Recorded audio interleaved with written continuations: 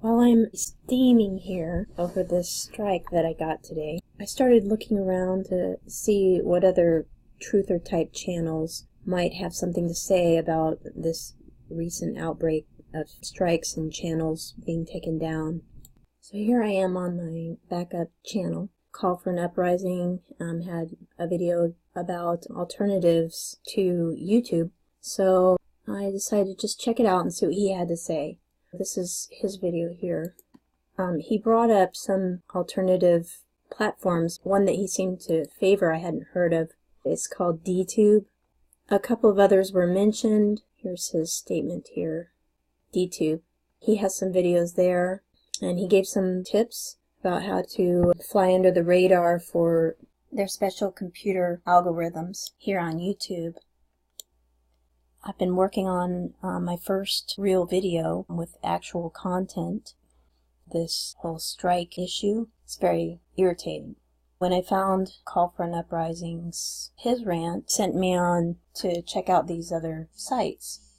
DTube, one of the articles, it was talking about an alleged attack on free speech, truthers and alternative platforms.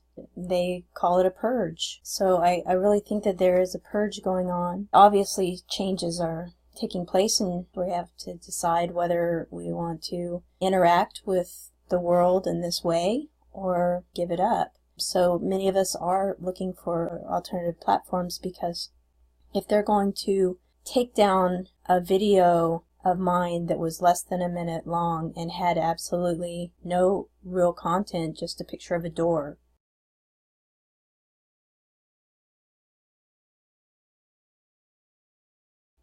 and they're going to take that video down and give me a strike, then that makes me extremely nervous about working on this new video and putting it up on any channel that I create on YouTube. So yeah, I am at this point in time really interested in what other platforms are out there. I've already explored the BitChute. I have to say that names matter. And to me, if you've got bitch in the name, I'm not that interested in going there. I followed another channel over there in the past.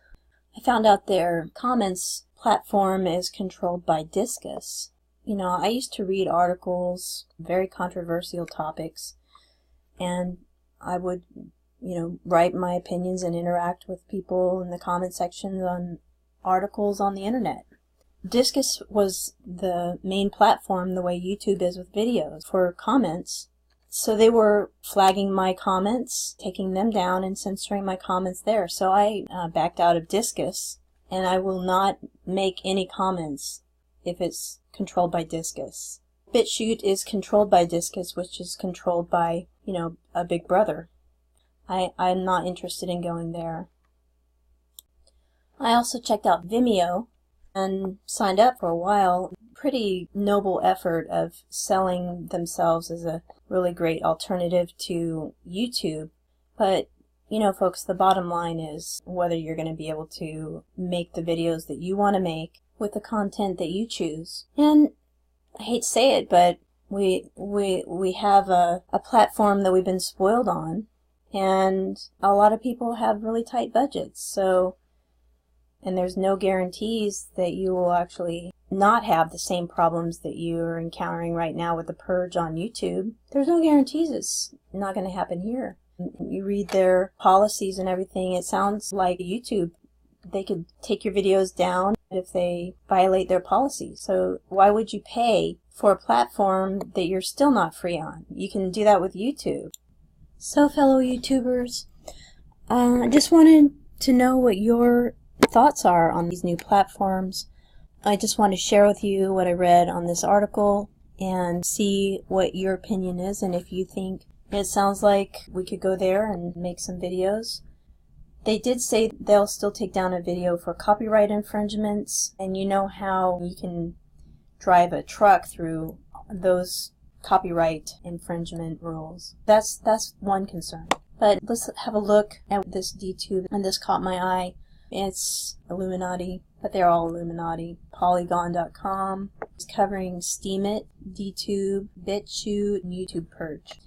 Controversial YouTubers, that would be us, head to alternative platforms in the wake of the purge. So it's being acknowledged on the internet. There's an alleged attack on free speech. I don't know who they're hearing it from. There's a lot of us. Maybe he is telling the interviewer. Anyway, the Steemit's CEO, Ned Scott, I guess this is the Scott, because he's got red hair. He's a Scott. Scott means tax. I didn't know that before I got into all this stuff. I wonder if he's going to charge us a tax. Ned Scott doesn't believe in censorship, so he says. We'll see. Steemit CEO Ned Scott doesn't believe in censorship, a stance that has won him and his platform fans in recent months. The appeal is tied to a YouTube purge, an alleged condemnation of right-wing political channels, pro-gun advocates, conspiracy theorists, that would be us. They don't like to mention the trannies anywhere. Claims of censorship on Google's video platform. YouTube attempts to crack down on content it deems hateful, bullying, or promoting dangerous conspiracy theories. People are looking for alternatives. DTube, a decentralized platform with little to no moderation, uses cryptocurrency. I'm not too excited about the cryptocurrency aspect. Blockchain technology. It's all run by Masons. BitChute is similar, but looks like an older version of LiveLeaks. I'm not techie enough to know what that was. Creators of BitChute, this is what they must be saying about themselves. A small team making a stand against internet censorship because they believe it is the right thing to do. Wonder how they make money. BitChute and DTube don't rely on advertising. Instead, users can send peer-to-peer payments. See, it doesn't say how they make their money, but you know that they're going to get their share somehow. Tantalizing prospect for YouTube users who feel like they've been pushed off the platform even if the company feels otherwise. They don't feel otherwise. YouTube, the company, does not feel otherwise. They just had to say this so that they could get this article on the internet without it getting censored off of the internet. They do this with science articles and peer review processes. You've got to please all of the overlords, the Masons up above, and make sure that you're not offending anybody. Let's continue. The question is whether an alternative platform can actually compete with YouTube. That's not really a question. It's just going to be a matter of time because we're forced to look elsewhere. They say right here that they think that conspiracy videos capitalize on tragedies. So that shows their bias. Whoever's writing this article, they don't like this platform. So watch for the bias. That some of these shootings are crises that are manufactured by puppet masters behind the scene. Oh, you can't do that. You're capitalizing on a tragedy. So basically what they're saying is YouTube is beholden to advertisers primarily. Why there's a purge. They're starting to feel it in their pockets. That's just part of the whole avalanche that's coming. It's inevitable. The Steemit CEO, the Scott, tells Polygon, YouTube is reliant on the advertisers, so Steemit's approach is different.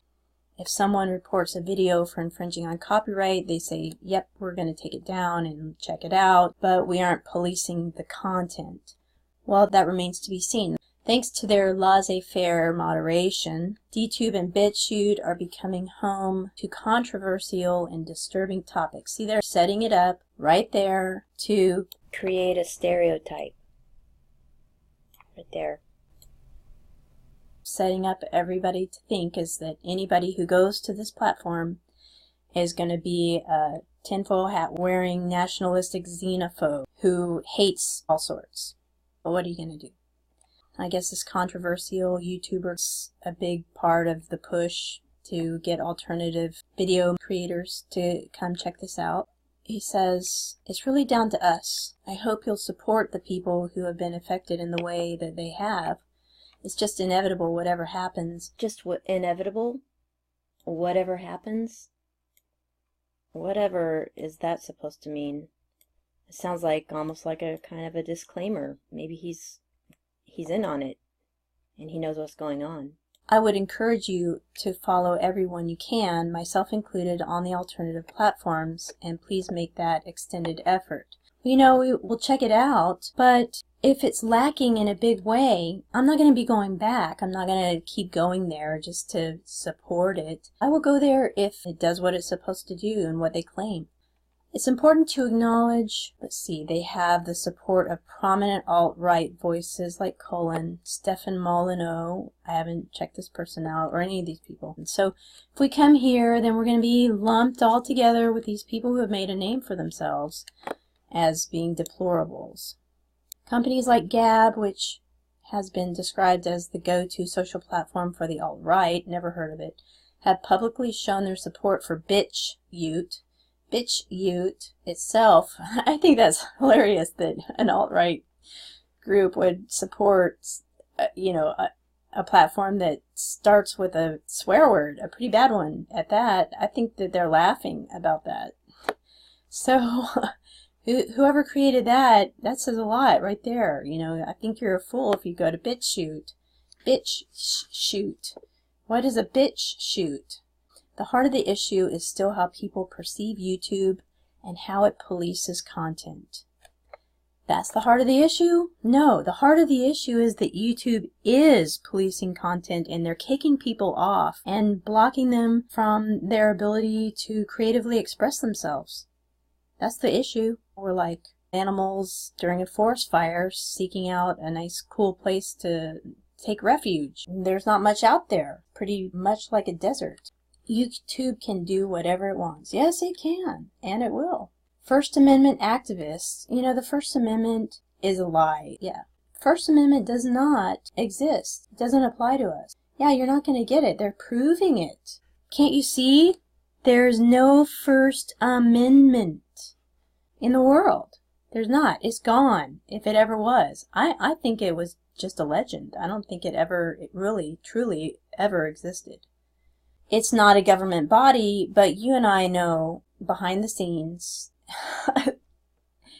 the government is involved. They're deeply involved. It's like, Facebook, it's CIA involvement in all of this. They want to moderate. They want to see what everybody is doing. If they can't do that, then they're going to shut it down. And I think it's getting out of control now. There's a legal principle. Well, I don't even believe in legal principles anymore. It's whoever can speak the best legalese that wins is a game. That's often used when discussing this matter. Promissory estoppel. Okay, don't know that word. I could check it out later, but it sounds like Gestapo, so maybe that's what it is. Promissory Gestapo essentially refers to an informal promise that a company has made which its users feel beholden to.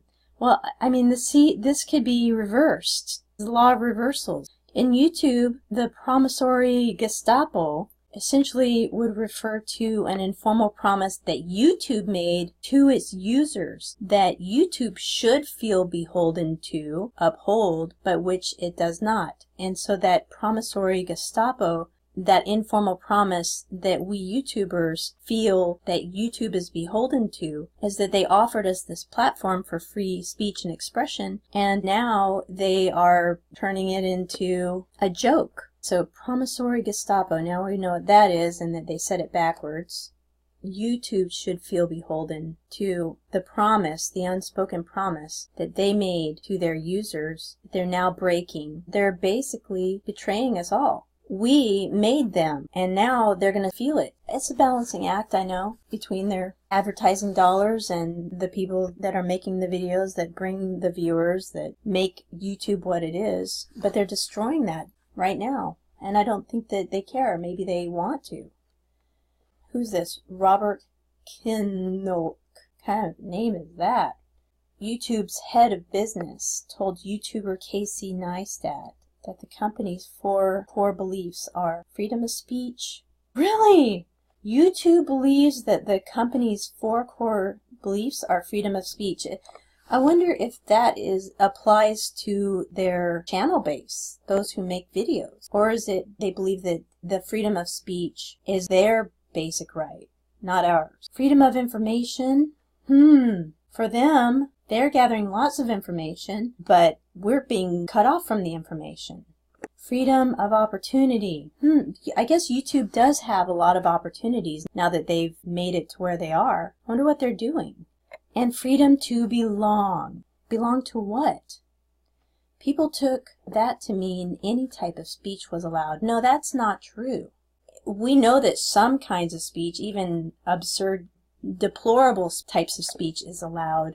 But the types of videos that our sector is making, well, we're just noticing things and saying, what about that? Woodrow Hartzog, a professor of law, whoever that is, Hartzog, a professor of law and computer science at Northeastern University, oh, that must be a really important university, told Wired that the issue with the principle is that it's too broad. See, that's the problem with law. Law is based on principles, and the principles are always too broad. You can manipulate them any way you like, as long as you've got enough money. Social platforms are a natural place to test some of those theories. So you see, this is what they're doing. They're saying it right here. They are testing some theories on us right now. They want to see if their theories are true. They've just revealed their hand. This is what they're doing. They're testing theories. And this is what we're going to do. We're going to either quit or we're going to go somewhere else. We're not going to stay there. We're going to stay there as long as it takes to transition to the better, newer alternative platform, which they'll then trash as soon as the transition is complete, in my opinion. Because of the power that they have and the importance of free speech in our democracy. Social platforms, they say, have the power. Yeah, the platforms do, not the people. YouTube is one of the world's biggest social platforms, and it's trying to crack down on dangerous content. Ooh, dangerous to whom? Dangerous to them.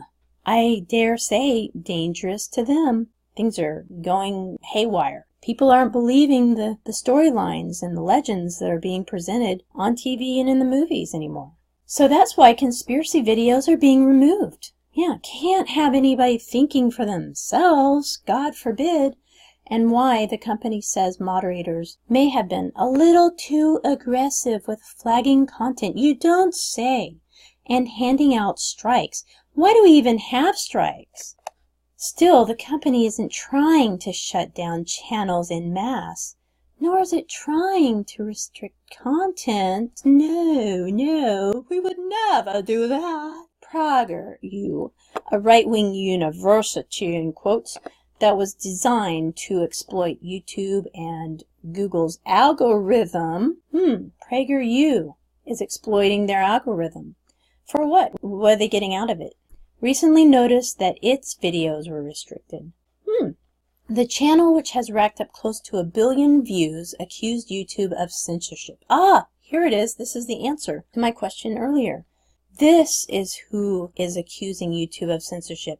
Nobody would have ever have heard about it before, even though it's affecting millions of viewers and users, channels, but because PragerU noticed that their precious videos were affected. Oh, we must do something about this and let it be known that it is going on, even though it's been going on for over a year. YouTube told The Guardian those accusations were meritless. They're just meritless accusations. We're just over here, we're minding our own business, we're doing everything business as usual. Adding that the videos weren't excluded from restricted mode. Yeah, that neither are ours. Even if ours were restricted, but you still had the option. They don't want anybody to think outside the box. Oh, this is really humorous. YouTube's hateful content problem is growing. And then they point at InfoWars Alex Jones. He's the, what's it called? The poster boy who's supposed to represent us, people like us. Not at all. It's so frustrating and unfortunate. Some of his videos were taken down. Well, yeah, his stuff, he's doing all kinds of crazy stuff on purpose. That's totally a psyop on there. One of those videos referred to David Hogg, okay, a survivor of this shooting, that they must get everybody on board with. Everybody must believe it. That action against InfoWars helped kickstart mainstream discussion about the YouTube Purge. Oh, so this is the other thing. So the whole YouTube Purge is a psyop. Okay, this whole article is spelling it out. They are casting a spell on us, and they're setting up the Hegelian dialect, or however you pronounce that, Hegelian dialect. So they create the crisis, and then there's a reaction. And this is what we're doing. We're falling into lockstep with the reaction that they're predicting. And what are they going to do once we go there? I'm not so excited about DTube. Give me your opinions, what you think. Even though there are logical, clearly communicated reasons why certain videos were taken down or removed. No, there are no reasons for why my little tiny video of a silent door for less than a minute was taken down. No logical or clearly communicated reasons were offered. It hasn't stopped cries of censorship. So they're lying. They're just totally outright lying here. DTube and BitChute offer a very special kind of competition right now.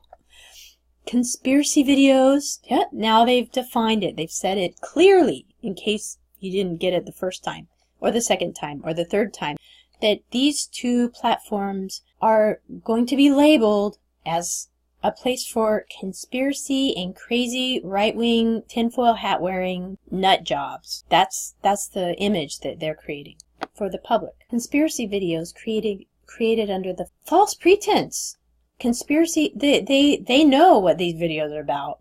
I guess they've watched them all. Under the false pretense of political observation, which many researchers and academics view as dangerous. So you see, the researchers and academics are our overlords. They're the ones who deem what is dangerous, and they're setting up an experiment to test their theory, see if it's going to work to regulate the speech without it looking like it's a blatant trampling of the American First Amendment constitutional right. They're going to take the biggest platform that society uses, one of the biggest, along with Facebook and Twitter, YouTube, and they're going to say that that's outside the realm of our rights because it's run by private entities. But that's not true. We all know that the government is overseeing the whole operation, and they are watching, and this is their way of getting the power that they want and letting us know that they have power. Jonathan Albright, research director at Tow Center for Digital Journalism, gathered data to prove just how big YouTube's conspiracy video problem is. Oh, so you see, if you make a conspiracy video, that's what they're saying, is that is a problem, okay? From my experience in the disinformation space, which they run, by the way, all roads seem to eventually lead to YouTube. This exacerbates all of the other problems because it allows content creators to monetize. What it's saying is the problem is so much worse to them because those who create what they consider disinformation conspiracy videos are actually making some money. Oh, we can't have anybody making any money if they see it as harmful.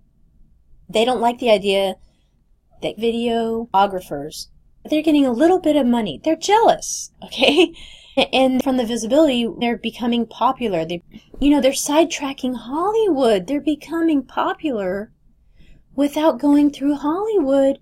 And goodness forbid that they might be regular human beings that haven't been transformed by the Hollywood machine to say and present all of the important information they need programmed into the populace so that we'll do what they want.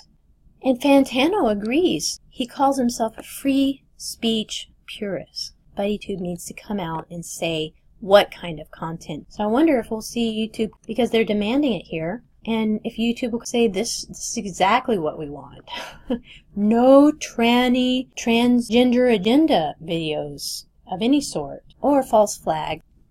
YouTube is really failing on this forefront. Oh, I can't even read this. This is a difference between free speech and content that spreads hateful, harmful ideologies. You see, they're going to draw the line in the sand here, and they're going to decide what is hateful or harmful. Who decides, okay? We know who's going to be deciding, and it's not going to be us. It's going to be them. It could be argued that videos appearing on DTube and BitChute, for the most part, fall under, hey, they made the name, I didn't, fall under the latter category.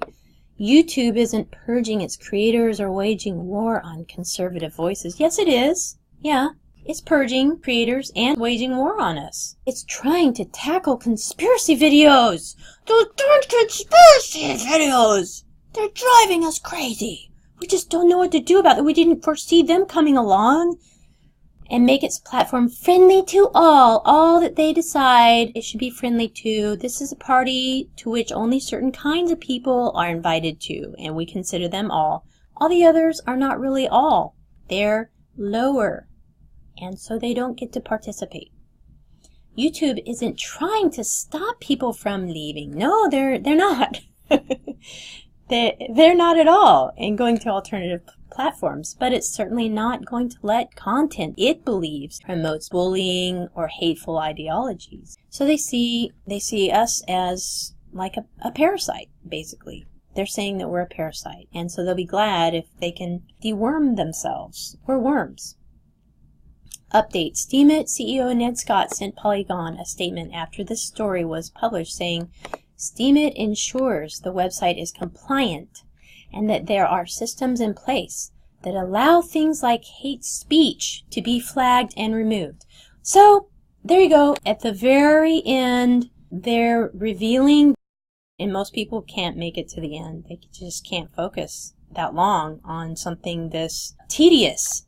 But right there, they're going to flag for hate speech. They're going to wait until enough new people come onto the platform, and they're going to get their videos out, and then they're going to turn around and they're going to do exactly what YouTube did. They waited to get all of these people coming on their platform, making videos. They gained a lot, and then when the time was right, passing legislation, now they're purging, and they're going to do it again and again and again. So I'm not excited about DTube because they just basically said that they're no different. We're going to sell a good game, we're going to tell a good story, then we're going to enter the double C's and the triangle and the tranny rulers, and it's not going to be any different. Don't get your hopes up, but I still would like to hear your thoughts and views and see what you think. And maybe I'll still open a channel and do some reviews on DTube. It's going to be hard to remember D instead of U. Maybe I'll go ahead and make a few videos, post them, and see. Since this reveals their hand at the end, they could say, oh, copyright infringement. You're looking at an article that was written about us. And so you've got words and pictures and things that have special meanings to us that are our property and they're not yours. So, see ya! You know, they might do that. I have a bad feeling. That's my view. Have a good night. Or day. Bye.